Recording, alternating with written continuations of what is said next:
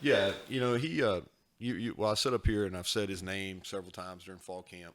Um, and that doesn't always translate. In fairness to him, sometimes when the lights come on, some of those guys that played really well in fall camp, um, but we felt like he did it would, but you're never sure, and so I think you're always hesitant to put too much on a young player early on, um, but obviously in the first half he had the big run, and then we got him more involved there in the second half. And I think his role continued to grow without a doubt. He played well, and some of it was timing too. He got in at the right situation, and I think he'll be the first one to tell you.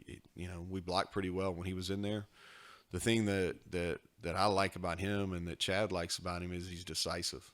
He doesn't stop his feet. He makes a cut.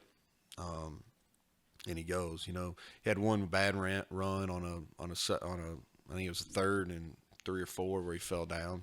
Just fundamental issue. But other than that, all his runs were productive. What was the pass protection? He did a great job.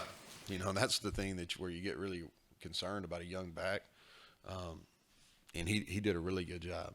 And I think if we went back, we probably would have played him a little bit more later, just because when you get in a game and you're in a flow, you have a plan, and that was one of our concerns was in pass protection.